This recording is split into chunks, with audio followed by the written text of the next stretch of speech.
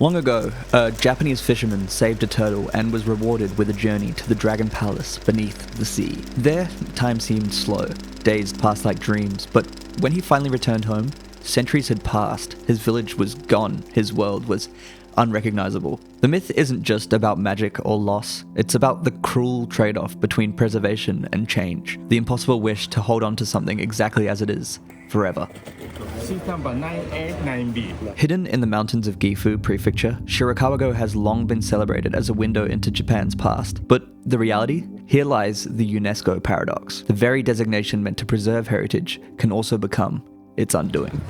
Okay, we have arrived to Shirakawa-go. We have been, for the last couple of days, in Kanazawa, mending ourselves after a big week in the snow in Hakuba with all the boys. It's good to be back to our regular scheduled programming. This is the reason we are here. These traditional... I just googled the fucking name of them. Basically like thatched cottage roof. World Heritage causes. Yeah, these thatched buildings. Very British looking. There is actually... I have no idea what to do here. I just saw on images when I was first looking at Japan. I was like, wow, this place looks magical. Well, let me tell you. Okay. The Wada House, the Kanda House, Nagase House. Basically a bunch of buildings that are probably similar, but hey, they look cool, and the snow is still here. I think right now we're going to the observatory. Right, yeah, we're sprinting up. Oh, it looks like it's just that long walk there. That's what I was doing. Catch at the top. All right, I've googled Shirakawa-go tourist information. While we're walking up this maybe 7-degree slope, I'll read a bit to you. The oldest traces of human life in Shirakawa-go date back to between 7,000 and 2,300 BC. I think the houses haven't been here for that long though. The name Shirakawa-go first appears clearly in history around 1176, so that's still pretty early. Blah blah blah. Aha. The distinctive large roofed Gasso style houses, the ones that we've just been looking at, the ones that look British, the ones that look like of cottage, they're called Gasso houses, or Gasho, maybe Gasho. Don't know. Maybe. Guy knows Japanese. Alright. Blah blah blah, something to do with 1700s. I'll just read this little proverb for you. The distinctive large roofed Gasso style houses. This font is so small, it's not just me, bro. The distinctive large roofed Gasso style houses, named in Japanese for their resemblance to hands joined in prayer, are a characteristic feature of Shirakawa-go. Early prototypes were built from around 1700 as silk and gunpowder production in the village flourished during the Edo era. The design evolved into the form currently seen around the village in 1800.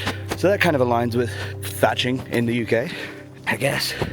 I don't know, it looks cool. When researching places to visit during a Japanese winter, I couldn't get the thought of a peaceful, historic Japanese village out of my head. Shirakawa-go, being one of the most iconic Japanese villages and a UNESCO World Heritage site, seemed like a must visit. The bus from Kanazawa takes just over an hour, but getting a ticket was trickier than expected. Initially, we were coming into Shirakawa-go blind. I'd seen the snow-covered buildings and thought it would be perfect for photos, but once we arrived, the full picture started to click. There's a doorbell.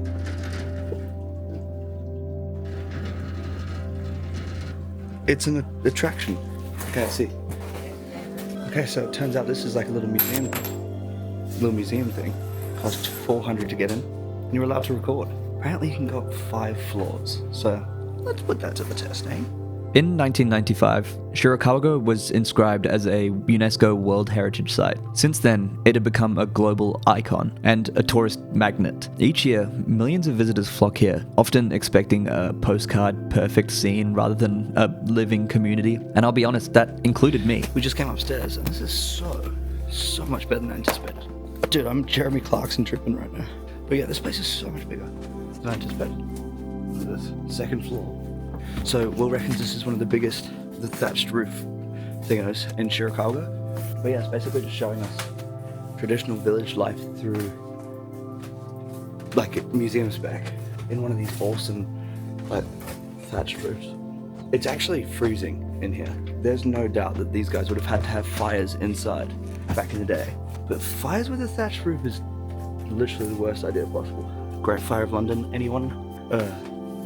But yeah, excited to have a bit more of a look around. If you've been following my channel, you'll notice I've got a little bit of beef with UNESCO sites, how a designation meant to bring attention, funding, and protection can also fuel crowds, commercialization, and subtle Disneyfication of culture. From Hoi An to here, the question is exactly the same. How do you safeguard heritage without turning it into spectacle? What an amazing little thing to find. Once again, we struggled. We don't speak Japanese, but there's a lot of the information on the things is in Japanese, but I mean, you can get over that. You can kind of see what each instrument is if you know anything. It's all just farming gear, really. But the silkworms, that was pretty interesting. I find myself often being so confused about what the 1800s was like around the world. The silkworm farming and most of the farming stuff was being used from in there was being used around the 1800s. In my mind, that's very industrial revolution, but like the world was in such different like states in so many different places at that time. So confusing, eh? People were in this tiny little village doing sweet, like basically just surviving on doing like repetitive ancient structures that have been happening for fucking ages, at the same time as people were like working in a factory in London getting the plague. Maybe not the plague, but you know what I mean. Look how still this water is. Oh my god, there's koi in it. Oh, okay. Koi on the road. Of course, it's amazing to go in the largest buildings preserved as museums, showcasing tools in daily life, but here's the thing, about 1,500 people still call Shirakawa-go home.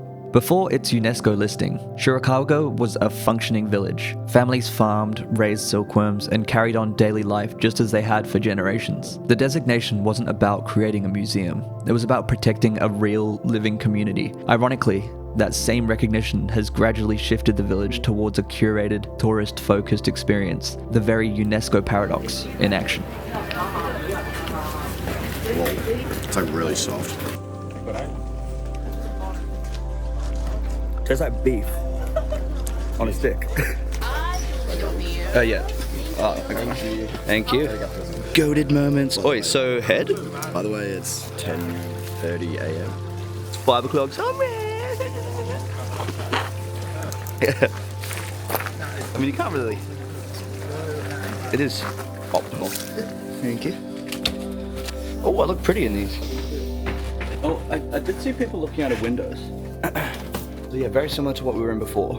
Alongside its residents, Shirakawa-go welcomed over 2.15 million visitors in 2019, a nearly threefold increase over 25 years. That's more tourists per capita than Venice or like Dubrovnik. By 2024, the numbers had rebounded to 2.08 million, showing a strong post-pandemic recovery. The surge brings clear challenges: crowded streets, traffic congestion, and pressure on local infrastructure, especially during peak snow season. But the village isn't standing still. Authorities are considering a reservation system for tour buses, which I think might explain why same-day tickets were tricky for us. They've also released a guidebook, Reconnecting Shirakawa-go, emphasizing that this is not a theme park, but a residential area, and urging visitors to respect people who still live here. Beyond visitor management, Shirakawa-go has taken a proactive approach to conservation. Preserving its World Heritage status requires an annual budget of roughly 340,000 euros, with the maintenance of thatched roofs replaced every 30 years, costing 47 to 100,000 euros per roof. To cover these costs, the village reinvests 30% of its tourist parking revenues into a dedicated preservation fund. It's a clear example of tourism funding preservation, showing that when managed carefully, visitors can directly support the heritage they're coming to see.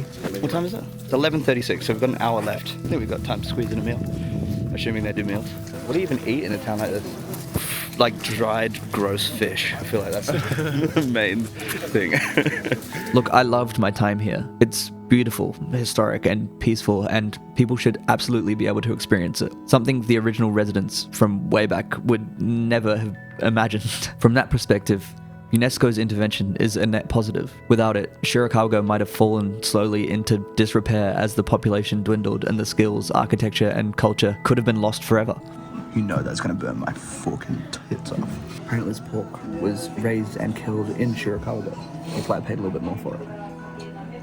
As we wrapped up our visit with a locally sourced, sustainable meal, it struck me just how fragile and beautiful Shirakawa-go is. Walking its streets is like stepping back in time, yet it's also very much alive. That tension between preservation and spectacle isn't unique here. It's a paradox I want to explore in more detail around the world. So if you're keen to follow along on future UNESCO audits, subscribe.